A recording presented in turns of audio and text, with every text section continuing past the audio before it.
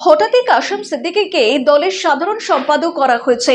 তৃণমূল কংগ্রেস সেটি করেছে এবং কেন করেছে এই নিয়ে প্রশ্ন উঠে আসছে। পাশাপাশি ২৬শে বিধানসভা নির্বাচনের আগে কি বড় কোনো চমক দিতে চলেছে তৃণমূল কংগ্রেস, নাকি ফুরফুরা শরীফের ভিতরে যে দ্বন্দ্ব এবং মুসলিমদের একাংশ যে তৃণমূলের প্রতি ক্ষোভ সেটাকে প্রশমনের জন্যই জামাই আদর করা হলো কাশেম সিদ্দিকীকে? উঠে আসছে একাধিক প্রশ্ন। কাশেম সিদ্দিকী ফুরফুরা শরীফের একজন পীরজাদা। একইভাবে ভাঙড়ে আইএসএফ বিধায়ক নওশাদ সিদ্দিকীও ফুরফুরা শরীফের পীরজাদা। আমরা জানি ২০২১ সালের বিধানসভা নির্বাচনের ঠিক আগে নওশাদের দাদা পীরজাদা আব্বাস সিদ্দিকী আইএসএফ গঠন করেছিলেন, কিন্তু তিনি ভোটে না দাঁড়িয়ে এগিয়ে দিয়েছিলেন ভাই নওশাদকে। আইএসএফ ২১-এর বিধানসভায় কংগ্রেস ও সিপিএম এর সঙ্গে হাত মিলিয়ে ৩২টি আসনে প্রতিদ্বন্দ্বিতা করেছিল, কিন্তু জিতেছিল একমাত্র ভাঙড়ে। সেবার আইএসএফ, কংগ্রেস ও সিপিএম জোটের তরফে একমাত্রই ভাঙড় আসনই জুটেছিল।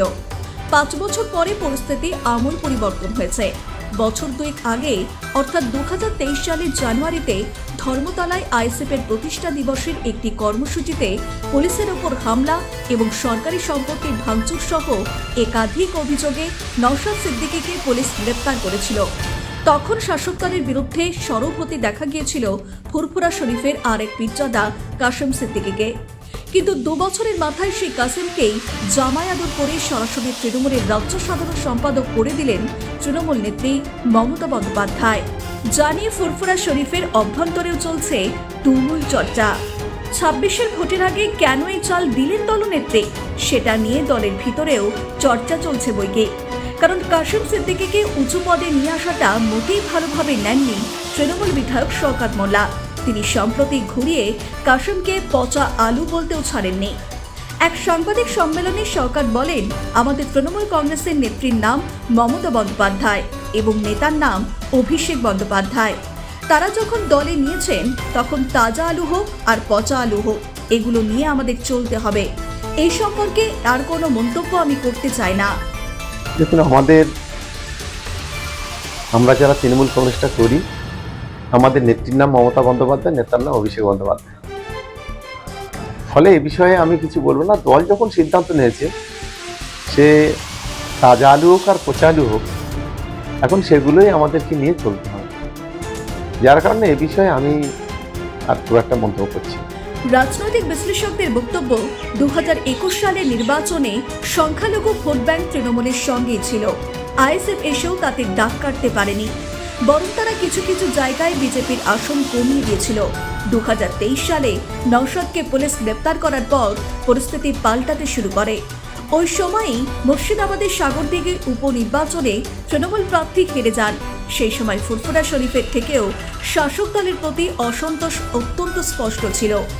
কাশেমও বেশ কয়েকবার তোপ দেখেছিলেন তৃণমূল কংগ্রেসের প্রতি। ফলে সেই সময়ই ড্যামেজ কন্ট্রোল করতে তৃণমূলের প্রথম সারির নেতারা ঘন ঘন ফুরফুরা শরীফে যাতায়াত করছিলেন। ওই বছরই রমজান মাসে ফুরফুরা শরীফে গিয়ে ইফতারে যোগ দিয়েছিলেন মমতা বন্দ্যোপাধ্যায়। সেখানে ফুরফুরার ২ পীরজাদা আব্বাস এবং নওশাদ সিদ্দিকী ছিলেন না, তবে মমতার পাশে দেখা গিয়েছিল কাশেম সিদ্দিকীকে। এই কাশেম হলেন আব্বাস ও নওশাদের তুতো ভাই। ফলে তাকে ম্যানেজ করে তৃণমূলের দিকে টেনে এনে ফুরফুরা শরীফের ফাটল ধরিয়ে দিলেন ঝানু রাজনীতিবিদ মমতা বন্দ্যোপাধ্যায়।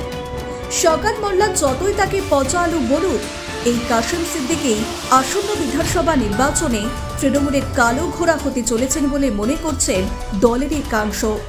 তবে কাশেম তৃণমূলে যোগ দেওয়া এবং বড় পদ পাওয়া নিয়ে সোজাসুজি কোনো মন্তব্য করতে চাননি নওশাদ। তবে তিনি কটাক্ষের আকারে বলেছেন, শওকত মোল্লা কাশেমকে যাই বলুক না কেন, তাকে এখন কাশেমকে স্যার বলতে হবে। আর কাশেম সম্পর্কেই তাকে প্রশ্ন করা হলে নওশাদ বলেন, আমি ভাইয়ের পক্ষে নই, আমি অন্যায়ের বিরুদ্ধে। ভাই ঠিক করেছেন কি না সেটা ভাই জবাব দেন। এই কথাটা শওকত বাবুর বলার কতটা রাইট আছে এটা তো প্রশ্ন থেকে যাবে। যদিও তাদের দলের অভ্যন্তরীণ ব্যাপার, আমি বলতে পারি না, তাকে আমি বেশি জ্ঞান দিতে পারবো না। যেহেতু ব্যাপারটা যখন মিডিয়াতে এসেছে, আপনি প্রশ্ন করছেন, আমি তাহলে বলি, তাহলে আরাবুল ইসলাম আবার প্রেস করে বলবে যে শওকত মোল্লা দিদি অর্থাৎ তখন মমতা ব্যানার্জির সাথে কি আচরণ করেছিল, জীবনতলায় প্রোগ্রাম না করতে দেওয়ার জন্য সর্বোচ্চ চিঠি চেষ্টা করেছিল, সেই আমার এতে ভাঙড়ের অবজারভার হয়ে গেল। আরাবুল এখন কোথায় সাইড লাইনে, এটা প্রশ্ন তুলতেই পারে। আমি তো ডে অনে বলেছিলাম যে শওকত সাহেব কাসেম সিদ্দিকী সম্পর্কে বাজে মন্তব্য করতো, সময় এসেছে কাসেম সিদ্দিকীকে স্যার সম্বোধন করতে হবে। ভাইয়ের পক্ষও নয়, আমি অন্যায়ের বিরুদ্ধে। না না, সেটা তো ভাইজান জবাব দেবে। তৃণমূল কংগ্রেসের এখন সাধারণ সম্পাদক পদে উনি হয়ে আছেন, উনি জবাব দেবেন। তার দলের এখন অন্য নেতারা কি বলছেন সেটা জবাব দেবেন। মোটেও কারো সময় ভালো ছিল না।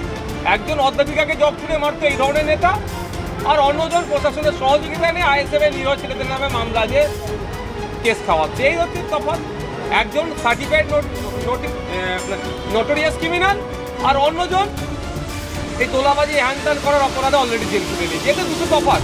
সবকিছু ছাপিয়ে এখন একটা প্রশ্নই উঠে আসছে বঙ্গ রাজনীতির অলিন্দে। সেটা হলো, এত চেষ্টা করেও ভাঙড়ে নওশাদকে দমানো যাচ্ছে না।